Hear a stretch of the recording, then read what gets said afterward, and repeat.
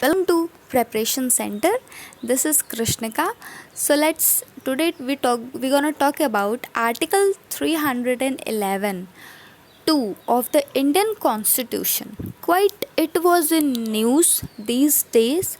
So let's know that why it is in news. Okay. So firstly, recently, the suspended police officer Sachin Vaz was dismissed from service by Mumbai Police Commissioner under Article 311 to be without a departmental inquiry. So that's why it is in the news and it is quite very highlighted news, because that particular not news was not important, that who is Sachin Vaz and etc.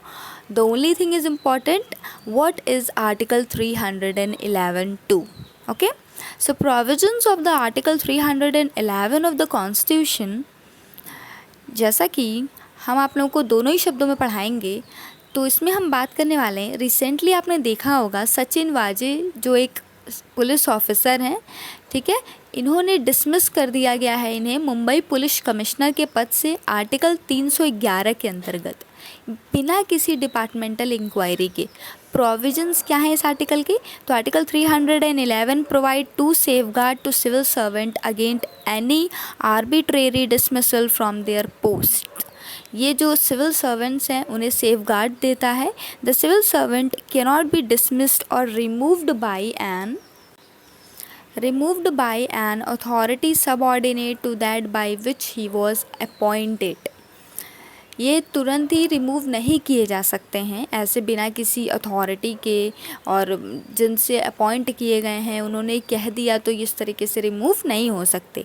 A civil servant can not be dismissed or removed or reduced in rank except an inquiry in which he has been informed of the charges against him and given a reasonable opportunity of being heard in respect of those charges. तो जो civil servants हैं इन्हें तुरंत dismiss नहीं किया जा सकता बिना इंक्वायरी किए, बिना मतलब उनकी दलीलें बिना सुने उन्हें ऐसे ही फायर करना अलाउ नहीं है, ये रूल के अंतर्गत नहीं है। The above two safeguards are available only to the members of the civil services of the centre, the all India service, the civil services of the state और to persons holding civil post under the centre और state. ये जो safeguard हैं ये available होता है the members of the civil services of the centre, the all India service, the civil servant of the state और to the person that holding civil post under the state.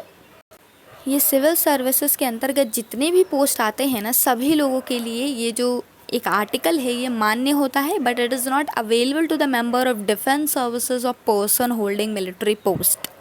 पर ये जो defence services होते हैं जैसे navy etcetera और person holding military की जो पोस्ट है, इन चीज़ों पे ये लागू नहीं होता।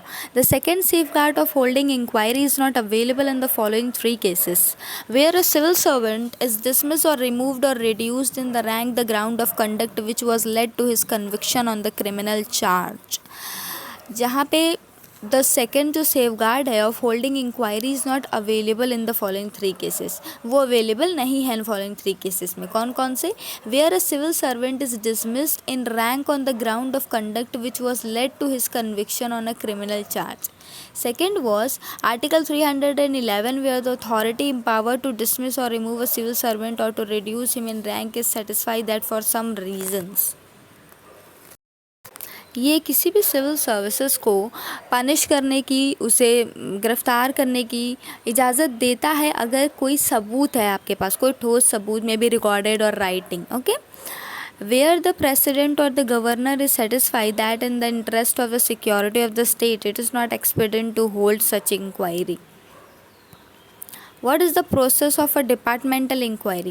तो in a departmental inquiry, after an inquiry officer is appointed, the civil servant is given a formal charge sheet of the charges। जितने भी charges उसके ऊपर लगे हैं वो उसकी एक formal charge sheet याचिका दायर की जाती है, तथा जो departmental inquiry है उसमें inquiry officers भी appointed रहते हैं। एंड जो सिविल सर्वेंट है आपका, वो अपने आप को रिप्रेजेंट करता है himself or herself or choose to have a lawyer. वो चाहे तो खुद को भी रिप्रेजेंट कर सकता है। एज यू नो कि अगर आपका केस कोई नहीं लड़ रहा है तो आप भी अपना केस लड़ सकते हैं। ये कानून तो हम सभी जानते होंगे। तो सिविल सर्वेंट भी एजुकेटेड और लॉ की नॉलेज तो उन्हें होती ही है, सो दैट वो भी कर सकते हैं। और अगर वो कोई लॉयर को हायर करना चाहते हैं तो वो ये भी कर सकते हैं। The witness can be called during the departmental inquiry following which the inquiry officer can prepare a report and submit it to the government for further action. जो विटनेस है वो डिपार्टमेंटल इंक्वायरी के दौरान कह सकता है following which the inquiry officer can prepare a report, ताकि वो एक रिपोर्ट बनाएं और फिर चार्जशीट को दायर करें। Can the dismissal under section 311 be challenge by the government employee. तो जो गवर्नमेंट एम्प्लॉय हैं dismiss under these provisions can approach either tribunals like the state administrative or central administrative or the courts. So इसके अंतर्गत हम लोगों ने जाना कि वो चाहे तो खुद को रिप्रेजेंट कर सकता है, ठीक है, एंड डिपार्टमेंटल इंक्वायरी को एक कॉल कर सकता है following which the inquiry professor can prepare. इन्हीं चीज़ों के बेसिस पे मतलब विटनेस को पहले बुलाया जाता है, उनकी भी इंक्वायरी की जाती है, जैसे पूछताछ के लिए बुलाया जाता है ना, बिल्कुल उसी तरीके से। और ये जो डिसमिसल है ये क्या गवर्नमेंट एम्प्लॉय से चैलेंज कर सकते हैं। तो it can also approach by tribunals like the state administrative. ये जो स्टेट में जितने भी एडमिनिस्ट्रेटिव ऑफिसर्स हैं उनके द्वारा चैलेंज किया जाता है कई बार। So thank you so much for watching. If you like the video please share and subscribe our channel. If you have any query, you can write down on the comment section. Thank you.